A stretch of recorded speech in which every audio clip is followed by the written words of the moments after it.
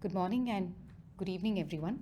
We, Team Sentinels, are here to present our hackathon entry, which is SONiC Secure Central. Let's jump right into the problem statement. SONiC today has no central framework to protect or manage sensitive data. User configured protocol passkeys are stored in Redis DB in an unencrypted or plain text format. Also, components handle encryption and decryption of data independently if they need to, with possibly keys of different length and strength, and they could also be using weaker encryption algorithms due to the absence of a centralized framework. Also, in cases where components need to share sensitive data amongst each other, encryption and decryption of data will have to be handled independently by each component in the absence of a centralized framework. This is where SONiC Secure Central Framework comes to the aid. It is a framework developed for SONiC to protect sensitive information, and it provides encryption and decryption services via Python and C++ APIs that are usable across Dockers and host. It leverages the Linux system dbus infra for communication, and it offers a secure and centralized key generation and management mechanism.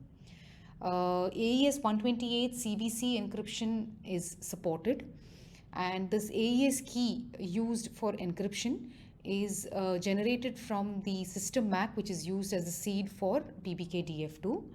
The infra is extensible to use a trusted platform module going forward, and there is also a possibility of user providing a custom seed string for key generation.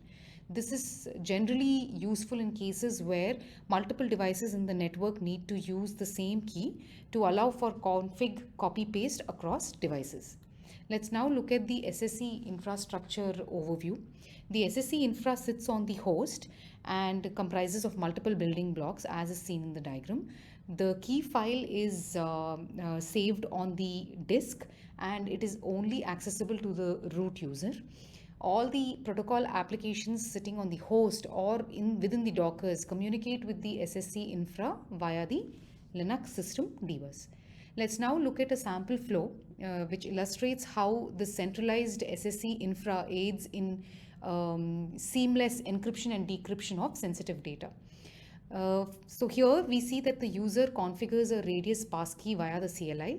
The radius config handler talks to the SSE infra to encrypt the passkey, and then the encrypted passkey is written into config.db. On a write into config.db, host config.d, the daemon, wakes up and it tries to decrypt the radius passkey using the SSE infra. Decrypted passkey is now written into the radius config file in a plain text format. Let's now look at a short demo of the solution. We have a box here where a SSE key has been generated, and the key has been generated from the system MAC. Let's look at the key file now.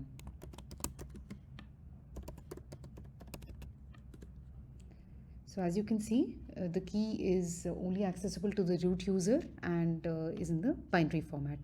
Let's now look at the radius configuration.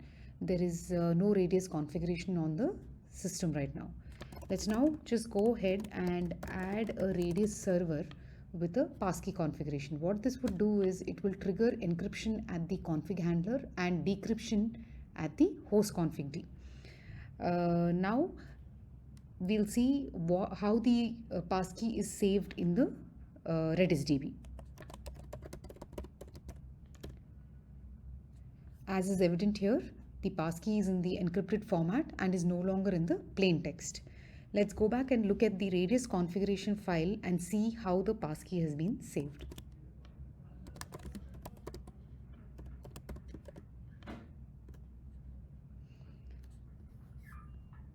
So here in the radius configuration file, the passkey is in the unencrypted or the plain text format. Let's look at the SSE logs right now. So the logs here show that SSE generated a default key during boot up, and when we configured a radius server with a passkey, the config handler encrypted the radius passkey with the help of the SSE infra, and similarly host config.d decrypted the same radius passkey with the help of the SSE infra.